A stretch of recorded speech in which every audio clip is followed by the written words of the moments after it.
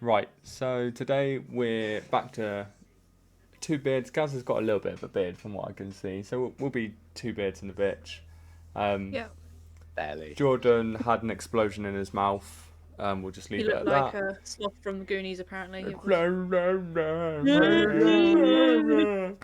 But yeah, as a lot of you know, the is it the finale of Doctor Who happened?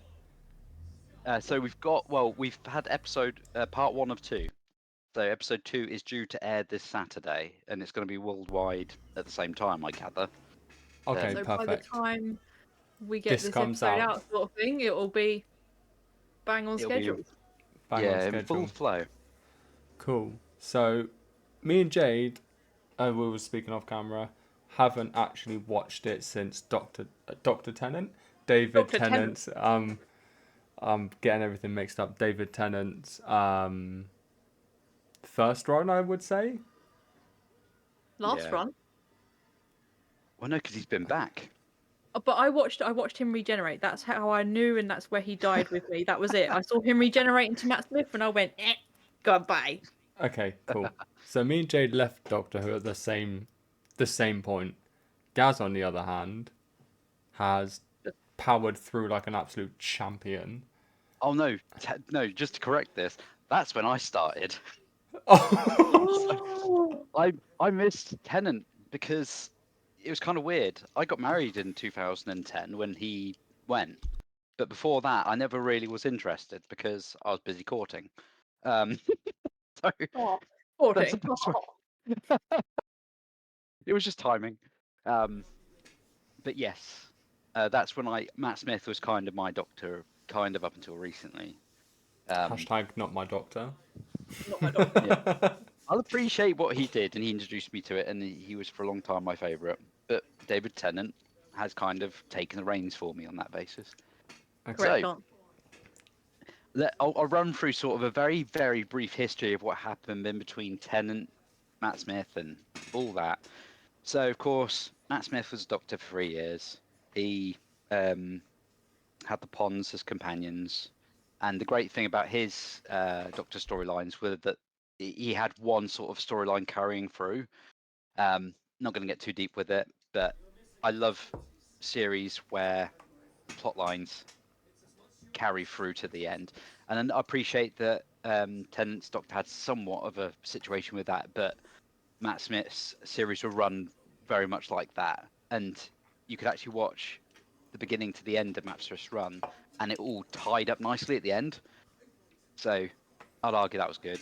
Um, Peter Capaldi came along. Ugh. Oh yeah, I I liked it. completely forgot about that dude. To be fair. It was very hard transition because even his regeneration, the story to him regenerating was a very difficult time for me, and I think a lot of other people. His first story was written that way, so much so that Matt Smith had a little cameo calling from the TARDIS back before he regenerates to Clara, his then companion, to sort of say, "Give me an easy time. That is me, just different." Um, and then you had I can't remember. I can't When remember it her Whitaker. name. Potts, black lesbian girl. He was really cool, Oh wait, what? and she I was. missed completely. I just knew about Whitaker. Oh no, that's Jodie Whittaker. You're on about the 13th Yeah. Doctor. Yeah. Yeah. Um, but then you had the black companion. I can't remember what her name is, but she was really cool. Potts, Bill Potts. That is it. She was really cool. And then she got killed and turned into a Cyberman, and that was one of the Doctor's failings. But she came back. Anyway, yeah.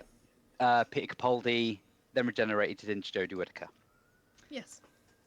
Jodie Whittaker was part of a brand new sort of redo because you had Chris Chibnall, who was a new showrunner.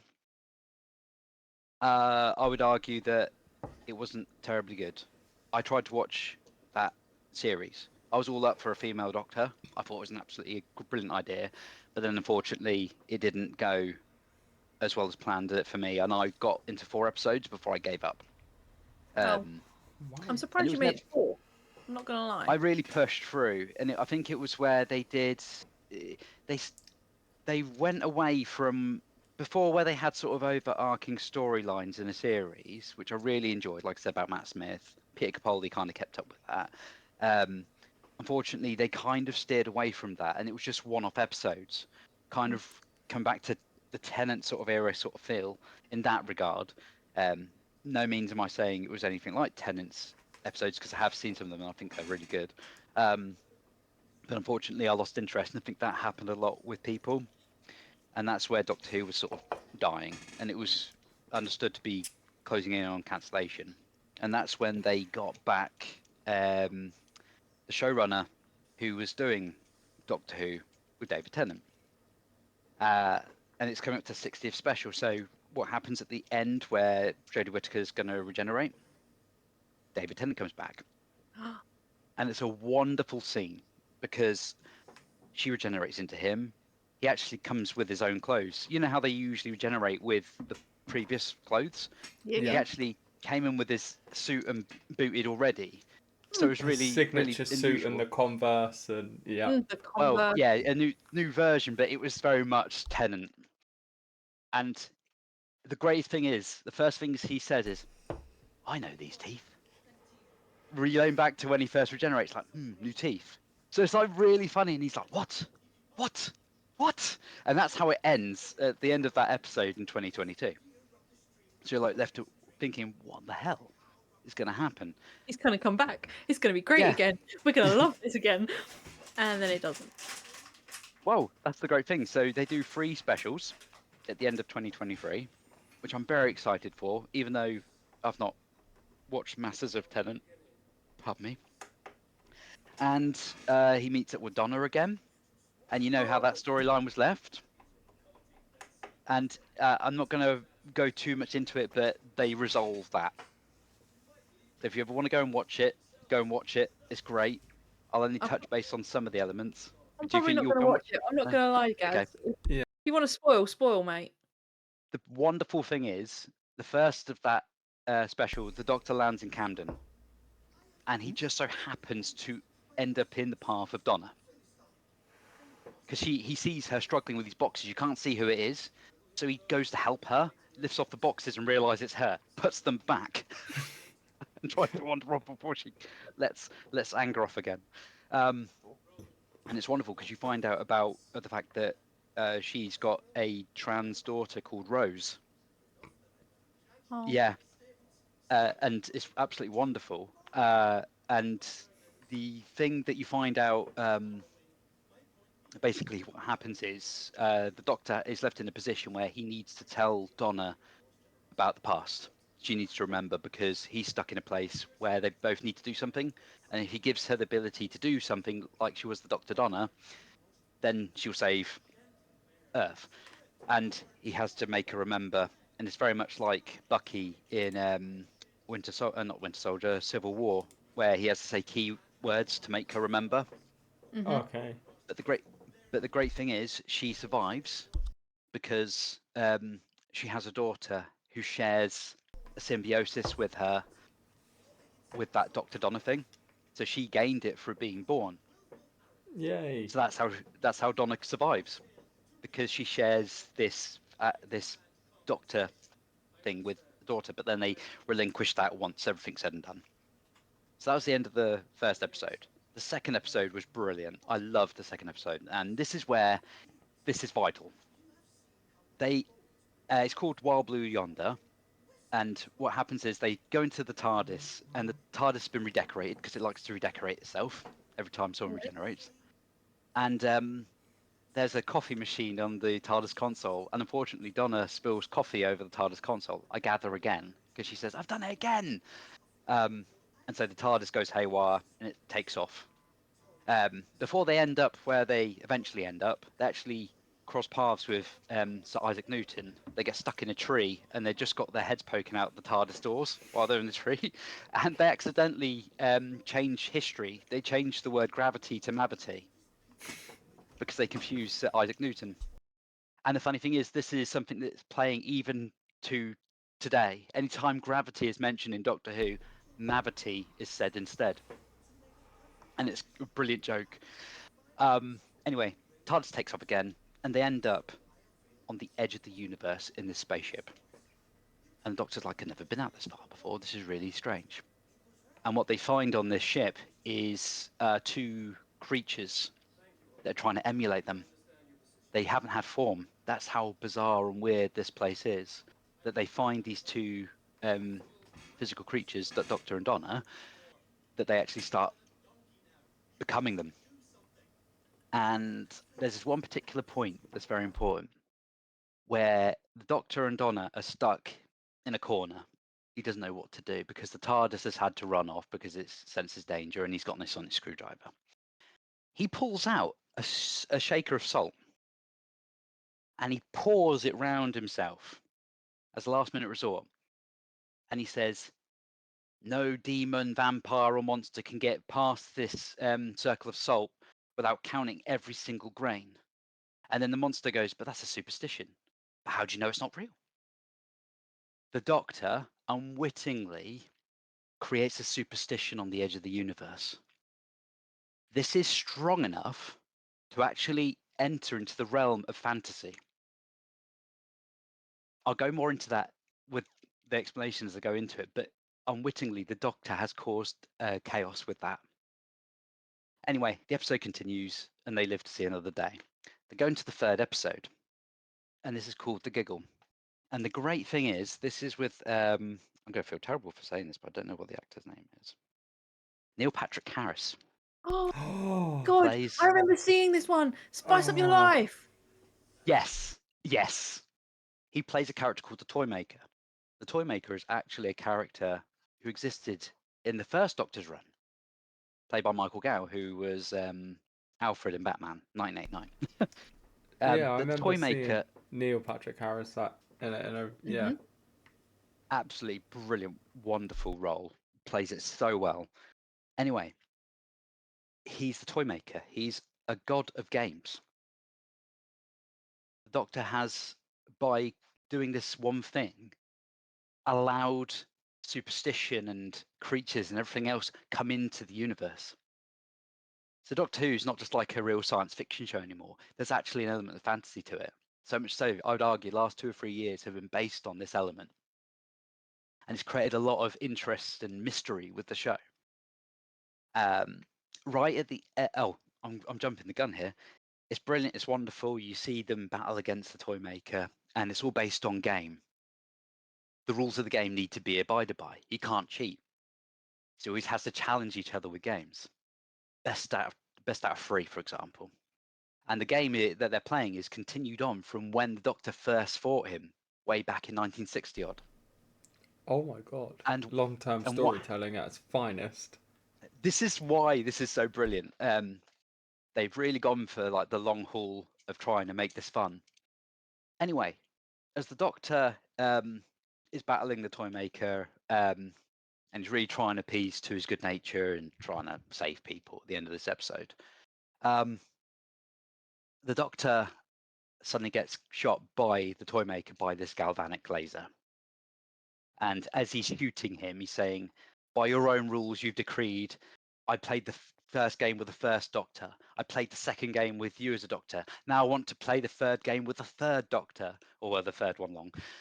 So you think the Doctor, you think, oh, David Tennant, okay, we knew this was going to happen because we know Ncuti Gatwa, he's coming along. He doesn't regenerate. He bi-generates. He splits in two. 2 doctors. Yeah. So there's this really weird moment where an old companion, Melanie, from the 80s, they really do play on the history of this, and then Donna, they're either side of him, kind of like reassure him, but then he's like, would you mind pulling? And I'm like, what? Yeah, pull. This feels really different this time. And no word of lie, you just see David Tennant go from this and then suddenly Ncuti one side and David's the other side, and they're like kind of looking at each other. They're kind of like in this weird mix up of bodies with this like energy in the middle, and then they kind of push each other away, and there's this wonderful moment where they're kind of like saying, and then they have a game of catch with the Toymaker as the final game, in which they win, and David's Doctor says, my prize is to banish you. And as Patrick Harris is folding away, because no word of lie, he's folding like a game, he says, my minions are coming. And it's like, wow, that sounds scary. Oh, and one strange thing, the toy maker mentions when he's playing a game with the Doctor that he found the Master, and he won against him, and he stored him in his gold tooth. He's got his gold tooth in his mouth.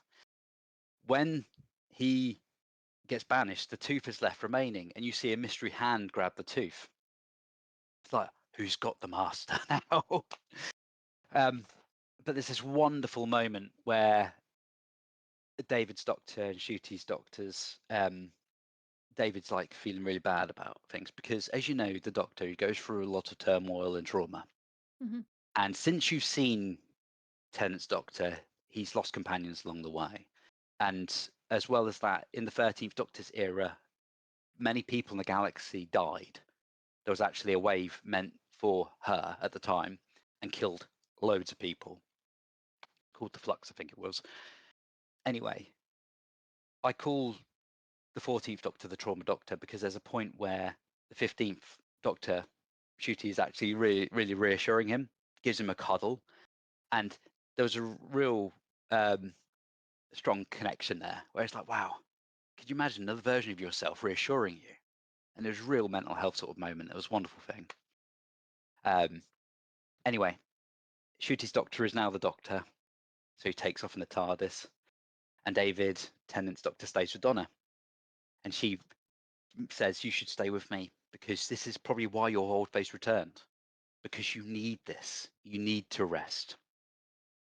So Ncuti's Doctor is now gone out into the Wonderverse and enjoying it, and he's this wonderful full energy character. When you first see him in the Christmas special after that, the first scene you see of him is on a dance floor in a kilt, dancing, enjoying himself. I've never seen a Doctor do that, and it's absolutely wonderful. Ncuti's Doctor is a new breath of fresh air. He's not this mysterious character anymore. He's very much on the surface of things. Anyway, he ends up in that series finding a new companion called Ruby Sunday. She was left on a doorstep at a church on a night, Christmas Eve, I think it was, and it was snowing. And the strange thing about Ruby is whenever something traumatic or bad happens or she's in danger, it snows around her. So there's this really weird mystery. Sorry, go on. She's magic. But that's what you think. This is the strange thing, and this is why I think it leads on to what we're hopefully going to experience, because I have a feeling. You have these pantheon of gods show up. So you have the god of music show up at one point, and other things happen during the first series. I'm going to kind of glaze over it a bit. And then eventually you find out an old villain of the Doctor's called Zutek from the fourth Doctor's run, who the Doctor thought he defeated and sent into the time portal, whatever it is. He hitched a lift on the TARDIS. And he's been on the TARDIS ever since. It's a strange old thing. But anyway, Where? he was hiding in plain sight. He was invisible. Oh, okay. If you watch the episode, it's really strange. But everywhere he was landing, he was creating duplicates of Sue. So do you know who Susan is, you guys? Sounds familiar. Yeah, it rings a bell. The Doctor's granddaughter. Oh, So in who the he first- married in Oh, real no, life? No, no, you're thinking about Georgia I'm thinking of Moffat. Doctor's Yeah. daughter. Yeah. No, so Susan Foreman, in the first ever series of Doctor Who, so I'm talking about way back in 1960, the Doctor had his granddaughter with him. And then, like 2 years into the journey, he left her behind. He said, no, you need to go off and do your own thing. So he left her in 1960s Earth. And he's like, I will come back. He never goes back. So it's always been a big mystery about this. In the first series of the Ncuti's run, he actually tells Ruby about his granddaughter. This is how, on the surface, the Doctor is now. He wouldn't have told anyone about that before without reason. Mhm. And then at the end of the series, you're led to believe that he may have found her, but it turns out Sudek's been leaving versions of her around to try and trick him. Bear that in mind. That series ends, and you find out that Ruby's actually just a normal girl. Doesn't explain the snow. It's really weird. The second series starts, and we find I've forgotten the companion's name now. Sorry for the silence. We find out Belinda Chandra. The Doctor is searching for Belinda Chandra. We don't know why. We find out later. She gets taken and kidnapped by some aliens, some robots. You find out it's a weird jilted boyfriend from the past. Anyway, Doctor saves the day. He tries to come back to, very specifically, 24th of May, 2025. But he can't. The TARDIS won't land. It keeps bouncing off that date. And then he lands, I think, after that, but he finds that the Earth has been destroyed. Oh no, what's happened? So this is the overarching storyline of this series. He can't get back to Earth for her to be back home on the 24th of May, which was last Saturday. Yep. He has to land in different points around time and space to use a thing called a Vindicator to get a triangulation to try and land. So everywhere they go, they land and they get a triangulation and they get, it gives them a reason to go certain places. Anyway, in the middle of these last two series, there's been a character called Mrs. Flood, who breaks the fourth wall, who talks to the audience every now and again. And everyone's been like, who is this character? Who's this strange person? 2 episodes ago, you found out that she was the Rani. The Rani has been a character people have wanted to come back to Doctor Who since the 1980s. This is what I mean. This is what's really strange. We keep hearing about characters and villains and everything else coming back from long ago. In the same episode, it was revealed that she was the Rani. The Doctor was in danger. He got blown out into space. He had nothing to help him whatsoever. He was unconscious. A vision of his daughter, granddaughter, I should say, appeared to him. Bear in mind, this character hasn't been on since 1960 odd. It's the same actress. She's much older now, yeah. But when you saw her, it was unexpected. No one knew we were going to see her. So when they're bringing back old villains, they're bringing back the Doctor's granddaughter, who hasn't been in the show. Well, she wasn't in 1980, but it was like a special. That is big news. They're throwing everything at this. And it's absolutely crazy. We just had the second to last episode where the Rani found the God of Wishes, who was a little baby in 1800 odd. It was the seventh son of the seventh son. And just to mention, the strange thing is, all the gods, they have this connection to this laugh. So anytime you hear it, the Doctor gets shit scared.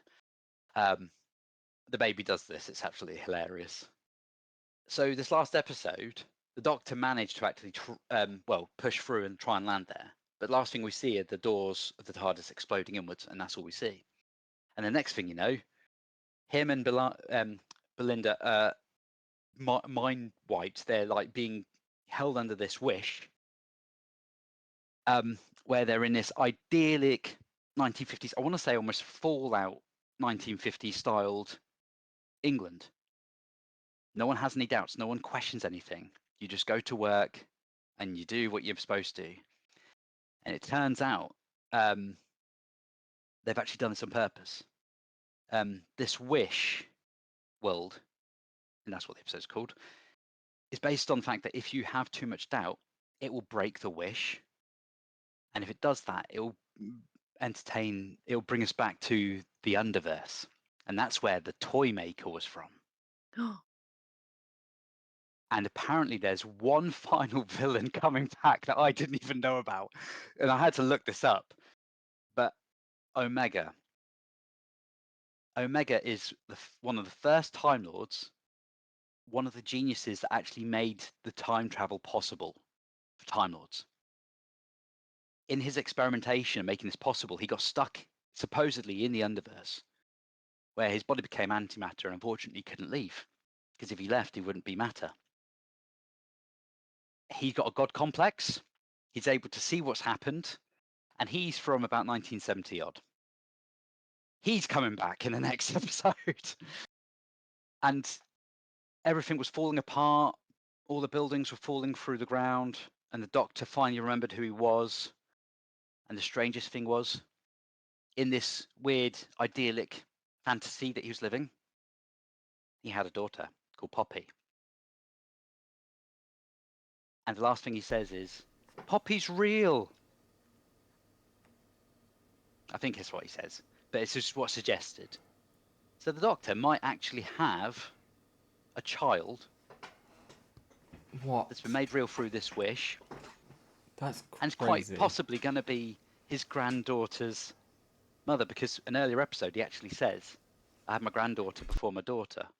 So how is that possible?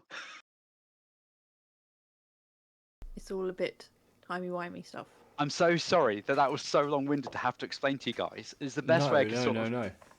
No, it's like story time. It was like, But did that make sense to you? Yes. Yes. Does that make sense to the audience? Yeah. Good. I'm glad. it was in true But- People David that don't Tennant watch it Doctor Who anymore. fashion. Yeah. It goes back and forth, and it's all in space. In space. I've missed out some elements, like the fact that the Rani now duplicated, that she bi-generated. Oh And there's wow, like an underling. that's crazy. The original one is like an older lady who, Anita Dobson, she was in EastEnders. But she's like an underling now.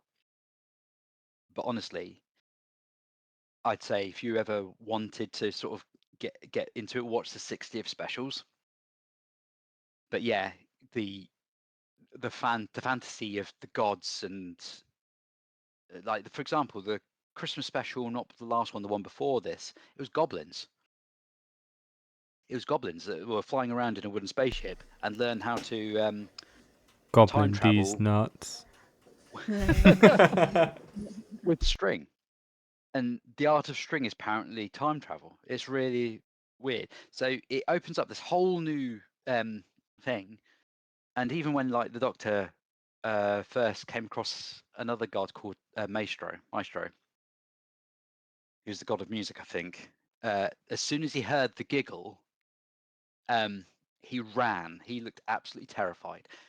It is so unusual that the Doctor's like in a situation where they don't really know how to handle it, and you do feel genuine worry a lot of the time when he comes across a god, because that's the thing. It's a god. It's like, how are you supposed to fight a god? But he's somehow managed each time.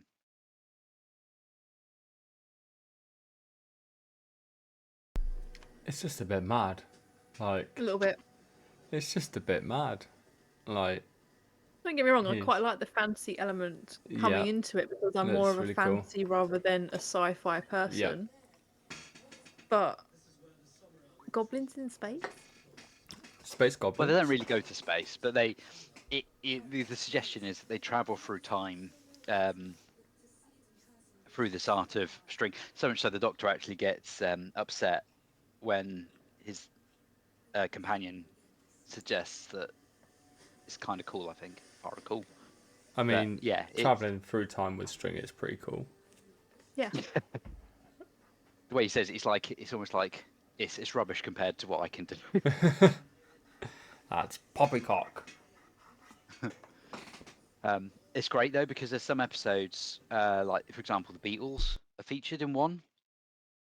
That's the one that has Maestro, the god of music, and we've had the Wishes one that's just happened. There's another god, I can't remember what they're the god of, but it's an animated character, 2D character. Actually appears as a villain in one of the episodes, so much so that the Doctor and Belinda end up as 2D characters in the episode. And one of the best episodes they've had in this series has to be one with a guy called Conrad. Now he plays a part in the finale. He witnessed the Doctor when he was a young boy in 2007 land in London near the London Eye, and has a small interaction with the Doctor. Anyway, it influences him to go searching for the Doctor. He witnesses the TARDIS again later on when he's an adult, and he ends up befriending his previous companion, Ruby, and starting a relationship with her. to then find out that he was using her to out unit. I don't know if you know unit. That's kind of like the army people in Doctor Who. Okay. They kind of become a bigger thing in more recent time. But he's terrible because he actually outs Rubies and all the people that the Doctor's worked with, their addresses and everything. Really trying to show them up and make them hated, like, you know, a conspiracy sort of situation. Like, they do this, they do that. And you end up, because it's quite a personal situation, you actually end up hating the guy quite badly, I found. And I found he's probably the best Doctor Who villain I've seen in years.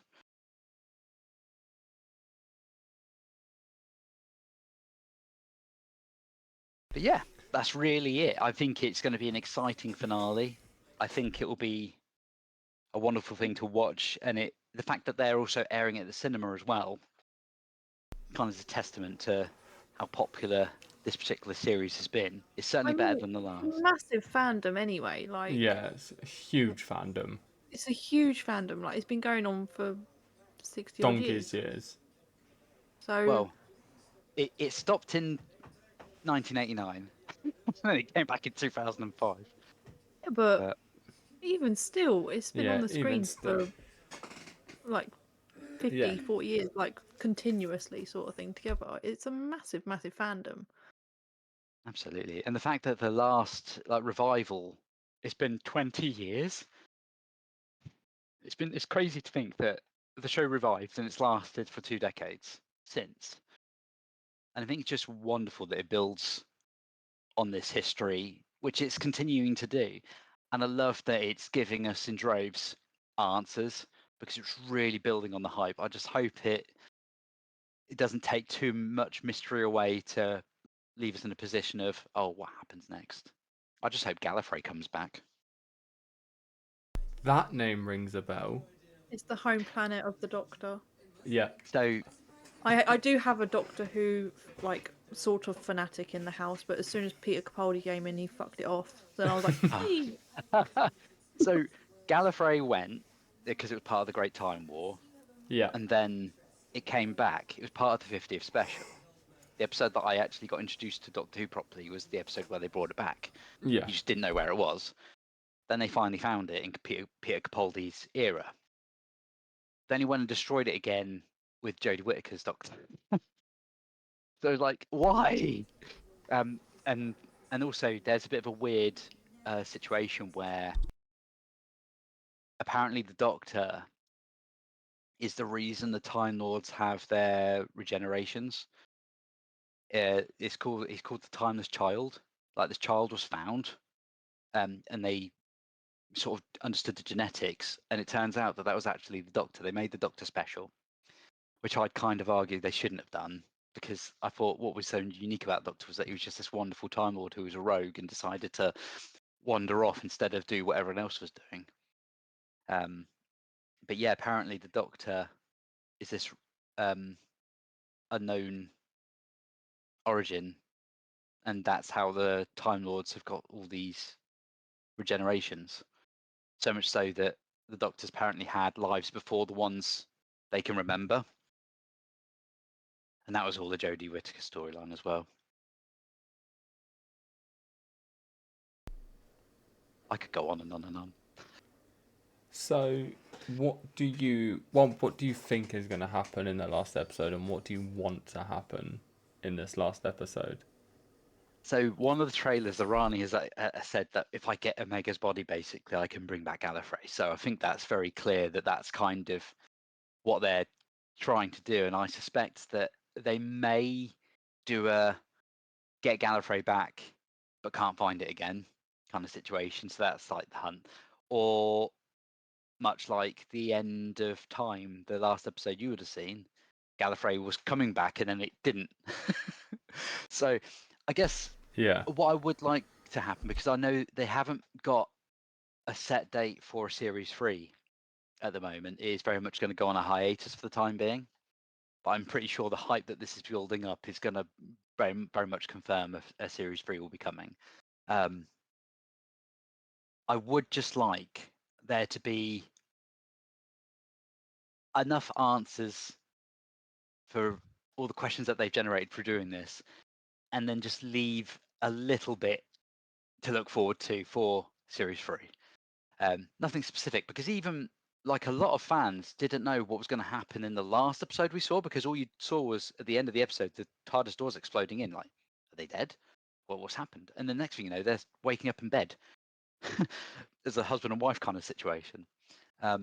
So I haven't a clue. Last thing we see is the Doctor falling into this abyss of buildings falling into the underverse.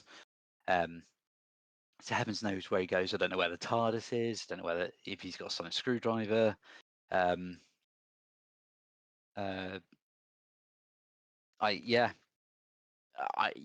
you ask any Doctor Who fan, they'll probably say as much as I can, or maybe just a little bit more. But yeah, Gallifrey's probably coming back, and then that's all we really know at this stage. Because Ncuti Gatwa's actually agreed to continue on, hasn't he?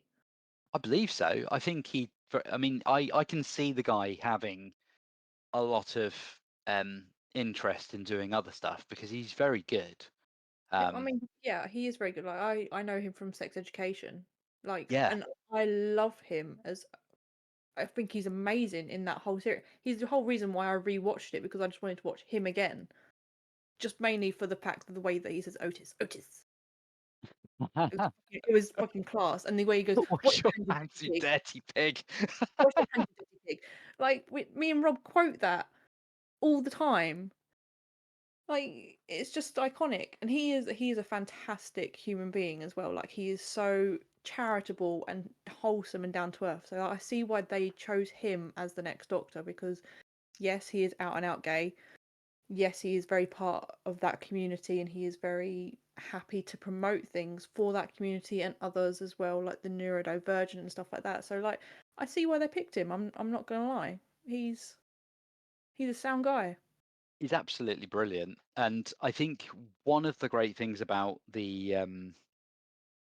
about him being the Doctor, there has been a Black Doctor before. That's the Fugitive Doctor, but we didn't really get to explore anything with her because she's been in a handful of episodes. But him being the first regular Black Doctor, there's actually been storylines that have addressed racism and difficulties in that culture. In the first series, Dot and Bubble, you don't realise, or I didn't realise, whilst I was watching the episode, that the characters that he was trying to save were racist. You don't realise, and it's not made clear until the end of the episode. And then when you go back and watch it, when you understand from their speech and how they talk to him, now I see it. It's very subtle, but bloody hell. And oh, pardon me. And in the more recent series, he even says to his companion that because of the situation he's in, he needs to find areas to safety, and he actually finds a barbershop somewhere with black people where he can enjoy being himself and not having to worry about those kind of difficulties. So it's wonderful how it kind of addresses those situations and how those are kind of being brought to the forefront. And I will not accept anyone saying woke, because I don't understand. Yeah, I don't understand. It's just people's. I'm going to go on it saying now, people's negativity towards that kind of situation. You can say woke and everything else, but ultimately that's just you alienating away from the issue. And the more we kind of face these situations, the better the world gets, and the more understanding people get with it. So I think it's a brilliant vehicle for that, and I'm probably going to get some negative backlash for saying that, but ultimately it's the way forward. And the more you work against being forward, then unfortunately you're the one going back. Very true words. Yeah, very, very much agree. But if this thing I get, if they're a great actor, doesn't matter whether they're black, white, whatever colour. If you're a good actor and you fit that role, crack on with the role. Absolutely. Like, and the showrunner actually had someone else in mind for the Doctor when they were casting for this, until they saw Ncuti's performance. That actually changed his mind over who he was going to cast. So the fact that he was willing to be honest with that and say that tells you a lot. I think a lot of the time people can go, you hear a lot about how, oh, I had this person in mind and I'm so glad they chose to take that role. But the fact that he was very honest and said, I had someone else in mind, but when I saw Shooty's performance, I actually changed my mind. That says a lot, doesn't it, really? Oh, absolutely. That just speaks volumes because it's just perfect. Like when a single performance can change a showrunner and a casting manager's direction that they want to go, it's fantastic. It's fantastic, and I love it. I do. I love it. So You love it I'm as much as the very. blue box flying through space. Do you know what? I feel like very. I feel like I could watch the last episode and know pretty much what's going on now from Watch the a trailers. You'll good get old so much Gaz of the plot from recap. the trailer. Yeah, and if you watch the last episode when it comes out, you'll get a trailer recap at the beginning, 30 seconds or 10 seconds, however long it is. They're always quite useful just to watch, just to remind yourself sometimes.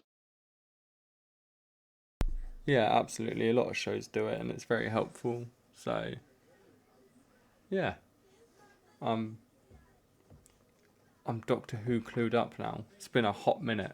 It's been a hot Yeah. minute since I've watched it, so it's We just good. had to catch up on 5 Doctors' history. And you did I it mean, seamlessly. Oh, I'm sure I missed some bits out there. but Like River Song. can you actually tell me what TARDIS stands for? Time and relative dimension in space. Nice. I didn't Nice. fucking know that. I knew time and relative, and I thought it was dimension, and I was like, I can't remember the rest of it. And Rob would kill me because he says it all the time. He's like, "How do you not know this by now?" I'm like, I don't "I know. don't know." Leave me alone. Do you know what? The TARDIS would be my ideal vehicle to go anywhere. Because you could live in it. It's massive inside. You do not, like, it's not just that control room. It's got all sorts of other rooms. It's It's also the fact ginormous. that you can park it anywhere because it looks like a police box. There's no traffic because it's a flying fucking police box. Like, yeah, I would agree with that. You realise because it miniaturizes itself anyway, because it's smaller, it's bigger on the inside and all that business. There was actually an episode where Peter Capaldi's doctor encountered aliens that absorbed, oh, what was it? Like space or something like that. And it affected the TARDIS so much that it started shrinking. And poor old Peter Capaldi's doctor was stuck inside. So it was still the same size inside, but the door got too small. And it's like, it was like a toy. So Clara actually had to carry around the TARDIS. And he says, I've actually changed the weight of the TARDIS so that you can pick it up. And she made an interesting comment. She was like, what, isn't it? Oh, oh, thank you for making it lighter. It's like, if the TARDIS truly landed with its actual weight, it would crack the surface of the Earth. Ah, so that's what's responsible for earthquakes. Just But, TARDIS crash the, landings. but the funny thing is, that episode is great because she puts the TARDIS in her purse and the Doctor's constantly passing stuff out the door, being as small as it is. And Yeah, he's like trying to have a direct sonic her out the screwdriver. purse. Yeah, he gives her the screwdriver at one point, and he's trying to direct her out the purse. So you just see this hand coming out the purse, and she's like, Left, "Don't do that again." right, Yeah, go straight forward. Go, go, go. that was a great episode. I like that one. Oh, See, brilliant. the only episodes that really like live in my head are the ones Ah, with on the Titanic yep. in Other Space space. Titanic. That was Yeah, a good one, Yep. yep. Was that with the clockwork people? That was the one with the Titanic. I think so, yep. I can't they remember. come back. And what was the other one? Are You My Mummy? Oh my Oh, you god, my the mummy. That the was gas the mask, that first was one I'd fucking ever actually terrifying. watched because I That I was remember it. I was round my nan's house fucking in terrifying. her bungalow, and that was the first episode I ever watched. I went, Mum, I don't want to Oh go home. The gas no, mask is gonna no. get me. That Are was you my actual mummy or not? that was fucking terrifying. That was How old were you two awful. when that episode aired? So that was what, 2005, 6 Like maybe? 2005. Yeah. So I So would 2005, have been 13. I would have been 11, God. 11, 12. So that was 20 years ago. So what am I now? I would have been 19. So for me, that was like, I can't bother with that. Yeah, but that's what I used to do on Yeah, Saturday nights. but I used to go round to my nan's house. We used to watch watch all the Doctor Who. shit TV that used to But be that's on. because you were that Yeah. age. You Yeah. were still, being looked after by parents. I was Yeah. very much a young person, I and mean, that's I think looked after by my parents. No, they were Yeah. playing cards in the conservatory, and I was sat there watching Doctor Who by myself on the Watching sofa. fucking Are You My Mummy and the Weeping Fucking Angels. All the weeping angels, mate. I can't Bro, actually look at a no. cemetery, and I lived next to a cemetery at my mum's Oh, house. Like fuck literally, that. I can see a cemetery from my old bedroom window, and I'm like, Fuck that. "Man, is there any angels in there?" She's like, "Oh, I don't know." I'm like, "No, seriously, I ain't going to sleep if you're telling me there's an angel in there." No, it's not happening, ma'am. I'll have to come around yours one day with a 3D printed angel mask. Gaz, if I answered the door and you had a angel mask, even if I knew it was you, I think I'd punch you in the jaw. He'd drop kick you and then shut the door and run out the back. Go, "Fuck kids." I'd have to play off the role really well and just stay It would be stiff. like, in the In-Betweeners where it's like, fucking Mrs. Sprocket kicks the door into her. Just fucking breaks Gaz's fucking nose. Like, yeah, that's literally how it would play out. I wouldn't apologise because you would have fully deserved it if you turned up to my house in a Weeping Angels fucking mask. But watch this space, right? Jordan's probably going to listen to this and go, I'm gonna 3D print that shit. I'll fucking swing his jaw as well. Don't think he's not fucking safe. We'll get a bunch of people dressed up as weeping angels and come to your house at night. What day is Halloween this year? I will It's a grab Friday. that fucking golf Ah, club yes. that is I've by my already been door and I will invited. start fucking swinging. Don't even fucking think about it, Gaz. But his child has already invited me to go trick or treating with them, and I was like, "It's a Friday night," and she was like, "And that's the best time," and I'm like, "Maybe now." I think it would be. I'm not above hitting a woman, Jade. Not above hitting a woman. I'd hit you back, mate. And I'd still stand by my actions a week later after I woke up. Let's say you woke up in the hospital bed going, "What happened?" "Oh, Jade hit me." I will die on that hill. He's going to dress up as Aragon. See, he could die on It that hill. depends. It depends how things go with things. I could be Aragorn, I could be Kratos. We don't know. True, yeah. Ugh. That's actually not too far away when I think about it in terms of getting prepped and everything. If I really want to cosplay stuff. You're not cosplaying a weeping fucking angel at my house. I forbid it.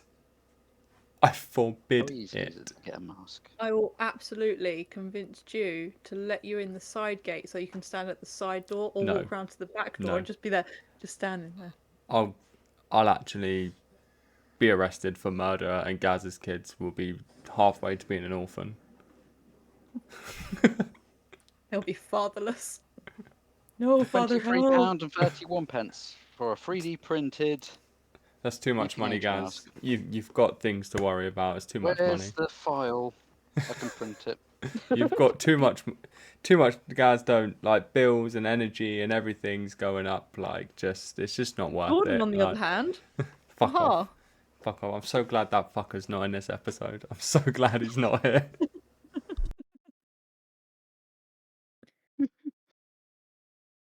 Oh, the ideas. One of the brilliant episodes, Doctor Who, is a Peter Capaldi episode where he is on his lonesome, no TARDIS. Ah. He gets stuck in a castle. Ooh. And he goes and he keeps dying. And this machine he keeps activating before he dies to repurpose him again. It's like a meta thing that sends him there. So it's Groundhog Day, but Doctor Who. Yeah, but it's brilliant because he keeps coming across this like block of diamond, and the only way he can do it, if just get round it, is by punching it. He's in there for billions of years. He goes through the cycle again and again and again, and it's such a great episode to watch. You don't get Doctor only episodes. There's never like an episode, as far as I'm aware, where it's just the Doctor, and it's one of the best episodes. It's really absolutely brilliant. Another one that triggers in my head is the one with Peter Kay. I've never seen that one, thank goodness. It's actually good. There was You an know what? episode with Peter Kay. Oh my god. He's dressed in a big. I've seen it. He's in a big monster suit, isn't he? Yeah, like I don't want Ah. to spoil it. It's a really good fucking episode. I'm not gonna lie. I might have to just sit through New Who and watch it all. I can't watch the old stuff properly. I can watch some episodes, but That was a really good episode. It really stuck with me as Yeah. well. Because all I see is like sometimes if I see like a giant green monster, I'm like, oh, Huh. it could be Peter Kay. Oh man. Look at him. But yeah. So to kind of round off the episode, Gaz, what? I know I kind of asked it earlier. What do you want going forward from season 3? I just want more mystery, more fun, like surprises, because it's what drives me with the TV show like this. I like having that thing to hang on to and find out what happens next. And it's nice, as much as you have that itch where you want to know everything, it's nice to have that itch to keep you guessing and really build up that interest. So yeah, just more mystery, more fun, more shooty. Keep it going. I love it.